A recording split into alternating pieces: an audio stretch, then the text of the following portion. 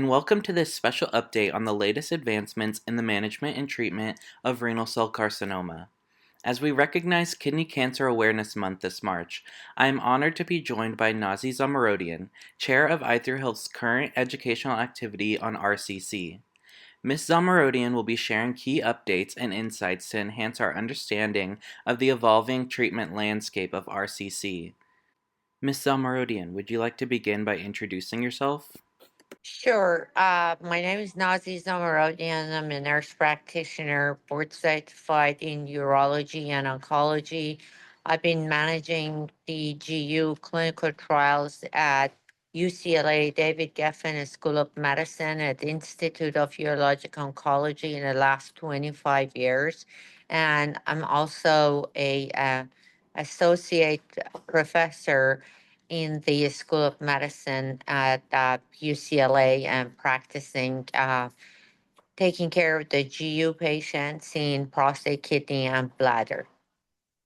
Incredible. And thank you again for taking the time to go over these important updates with us. So, for a first question I wanted to ask you is, has there been any advances in clinical trials or research for the toxicity management and symptom control of RCC that you would like to highlight? Yes, as always, we look at the efficacy of all the drugs that we're giving to all of our patients, but we never overlook the adverse effect of these drugs has on patients and the quality of life. So we always look into ways to manage the side effects or minimize the adverse effects of the drug and the effect of it on the patient's activity daily living. So there are a lot of guidelines added to using this drug because as toxic as they are, we are giving these drugs to the patients that they had advanced kidney cancer disease. So fighting with the cancer is not an easy fight. So we're bringing the big guns and every drug gets effect. It has side effects. So we take the adverse events of these drugs very seriously and we are trying to take a lot of preventative measures to avoid these side effects to become higher grade and interfere with patients living. So we do a lot of prevention cares like patients' skin health, talking to different group of the doctors to make sure the patients actually has a cardiovascular health checkup before they get on any of these medications. And all through this treatments, if the patient shows any sign and symptom of any side effects that as an oncologist you cannot manage. So we definitely send them to other areas as expertise like endocrinologist, cardiologist, dermatologist, and etc. to help with the side effects management of these patients. It really takes a village, and it's just not one person's job. It's a team's work. Definitely. And are there any ongoing trials or research directions in RCC treatment and supportive care that you're looking forward to seeing results of in the near future? They are, and they're normally now. I see a lot of big pharmaceutical companies and also even biotech companies that they have a new drug that they do have a study that it's completely related to the patient's quality of life and management of their side effects, piggyback with the clinical trials that we're doing for the efficacy of the drug. So most of the clinical trials now they actually have that component and amendment, as you may say, to basically goes with the trial because we understand that how important it is to look into these factors while managing the patients with really serious cancer. And we wanted to make sure that the damage is not worse than what we're trying to do. Basically, do no harm. Making our way over to the educational side of things, why is it important to have and participate in this activity to stay up to date with the treatment landscape of RCC?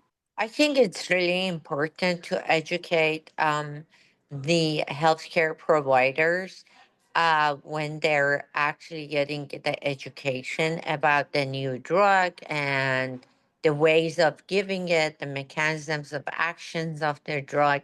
It's really, really important that when you highlight the adverse events of these drugs, to goes with some kind of guidelines and at least preliminary steps of what to expect, how to manage it, and also a guide to how to prevent it.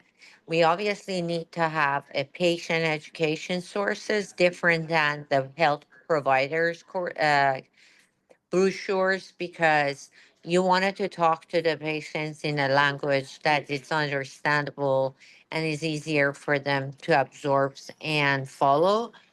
So we always need a patient education um, and healthcare providers education to be separated and to be in a different level. Additionally, since this March is Kidney Cancer Awareness Month, how does this activity help promote awareness of patient centered care for RCC?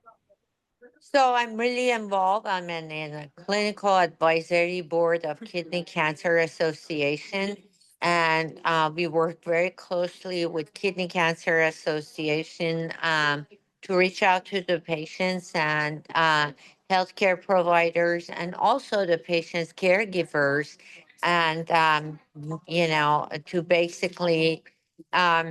Keep them informed. We added a lot of educational resources to our website at KCA, and we're just coming from GeoASCO, and there is a lot of patients material that it's we work with and with different companies, and a lot of companies they putting their own resources into basically make this patient education materials, and we're just trying to really tell people as a general public that there are signs and symptoms that it could be uh, signs of kidney cancer, and we don't want patients to miss it. We do not have a wide approach like we do have with prostate cancer as basically a screening.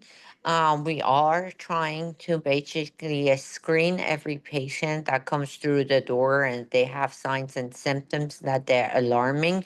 But hopefully, we will get to the point that we will have some tools that we will be able to have a screening process for kidney cancer like we do with breast cancer and prostate cancer. And hopefully, if we come up with that, that would be a breakthrough.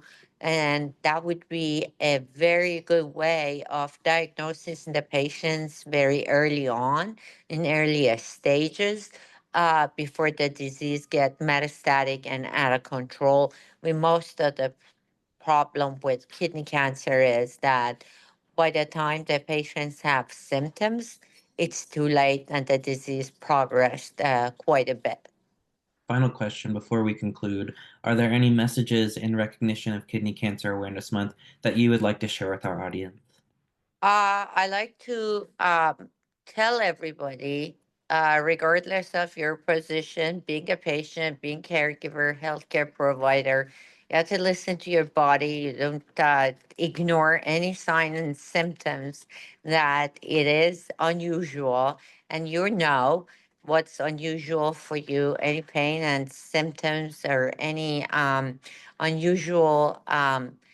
Things in your body that you know it's not really usual, and instead of ignore it and think it will go away, explore it and actually try to find out this reason for it, and hopefully that we all listen to our bodies, and it's they said the body is the first step.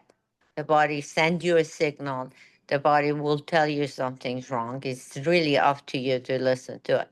Thank you so much for all this information and advice and encouragement. Thank you so much for your time today. Thank you very much. Have a good day.